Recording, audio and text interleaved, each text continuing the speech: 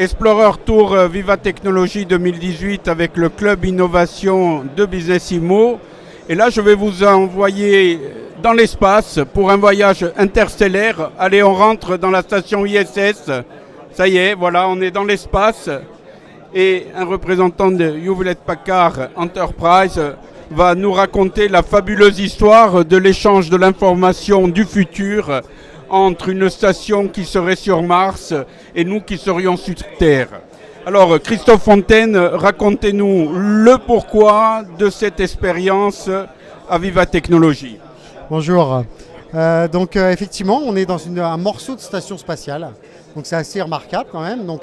On a pris ce module qui est en fait un module vraiment fourni par la NASA. Et pourquoi on est là-dedans? Tout simplement parce que chez Hewlett-Packard Enterprise, en fait, on travaille et on fournit des serveurs, du stockage, des réseaux pour nos clients. Et on nous a donné un petit challenge, qui est un challenge très intéressant.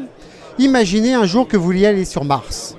La vraie question, si on veut aller sur Mars, c'est la communication. Quand on est sur Mars, on peut avoir 20 minutes de communication aller, 20 minutes retour. Imaginez que vous êtes tout seul sur Mars, tranquille, un peu comme dans le film, et que vous avez un petit problème. Si vous attendez que le serveur qui est sur la Terre vous envoie l'information, vous avez un vrai souci. Donc notre challenge, ça a été de se dire comment on va faire pour faire du calcul dans l'espace. Donc on a pris des serveurs de dernière génération, on les a mis dans un container que vous pouvez voir là-bas. Et dans ce container, en fait, qui est un container complètement standard, on a mis deux serveurs qui sont redondants et qu'on a mis dans une fusée SpaceX qui est partie le 14 août 2017.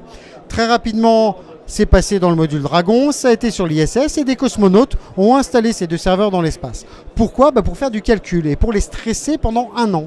Et si vous regardez ici, on a la capacité de voir en temps réel les deux serveurs qui fonctionnent dans l'espace, les deux serveurs qui fonctionnent directement sur Terre, et on voit la station ISS qui met 90 minutes pour faire le tour de la Terre, et on est capable de voir tous les tests qu'on fait. Aujourd'hui, on a 251 jours de tests, donc ça c'est très intéressant puisqu'on a envoyé en fait le module est parti il y a 282 jours, et donc pendant un an, on va attendre tous les résultats, et une fois qu'on aura tous ces résultats, on pourra les traiter, les analyser, et on pourra commencer à imaginer qu'est-ce qu'on va pouvoir faire pour aller sur Mars. Donc c'est un projet très intéressant qu'on fait conjointement avec la NASA chez Hewlett-Packard Enterprise.